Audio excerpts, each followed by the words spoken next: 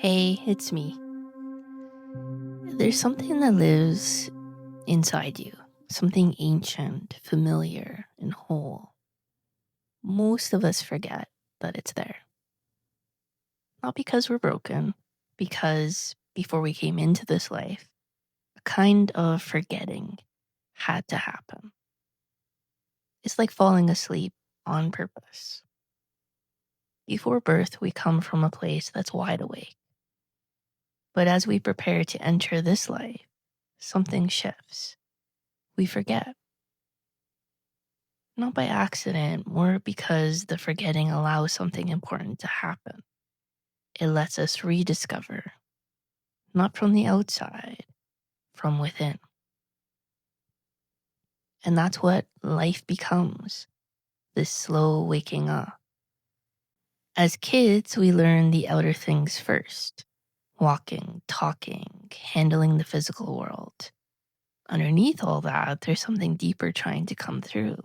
And for some, especially those on a path like this one, that deeper remembering starts to stir earlier.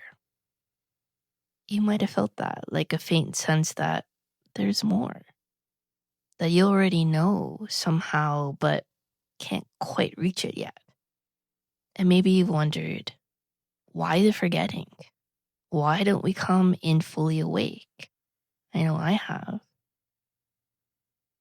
But if you think about it, if all of you already knew, the parts of you that don't yet know wouldn't get the chance to grow.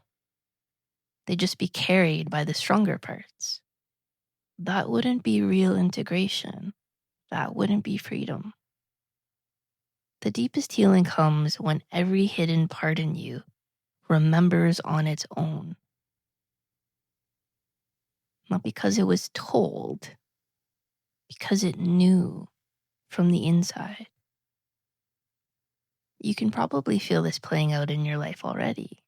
You come face to face with old patterns: selfishness, blame, withdrawal, fear. At first, they seem to run the show. They flare up without warning. Over time, something shifts though. They don't take over the way they used to. You start to catch them. You see how they've been triggered. And more importantly, you begin to choose differently.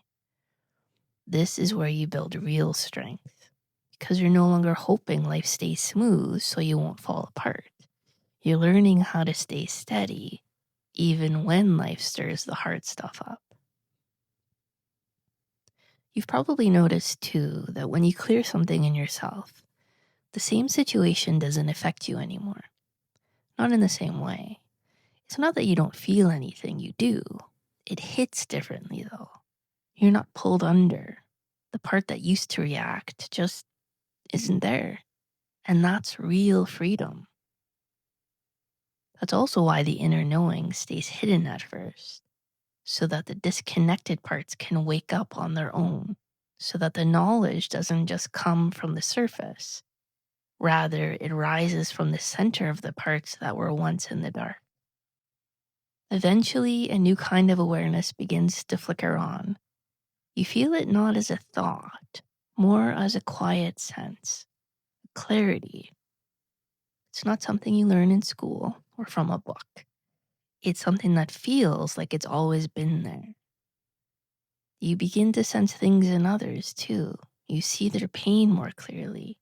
It doesn't throw you off balance. You just notice their beauty, and instead of comparing, you feel this strange gratitude for it. At some point, you might even start to hear an inner voice. Not the voice of fear or the inner critic. Something deeper, gentle, clear, alive. Like it's always been speaking. Just now you're finally close enough to listen. This voice doesn't come from the mind.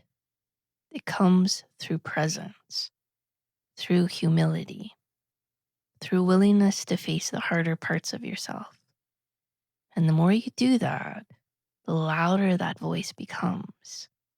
And I don't mean loud in volume, loud in clarity. Sometimes it comes in waves. You hear it, then you don't, and that's okay. That's part of it. It's not lost. It's just waiting for you to return to the focus. And the focus is a practice. Most people avoid it, not because they can't hear, more because they're scared of what else might show up. The part of you that wants what it wants, no matter the cost. The part that doesn't care about anyone else.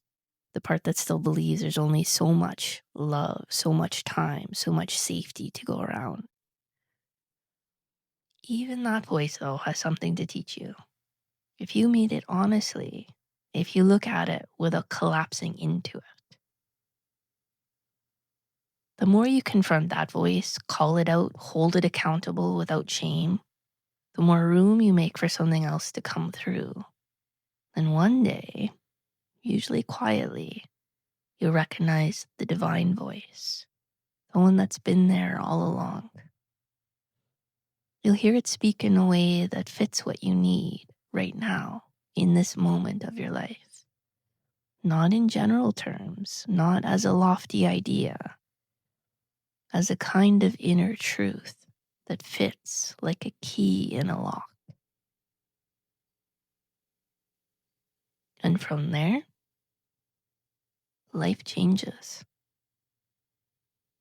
Not because you've arrived, but because you've remembered how to listen.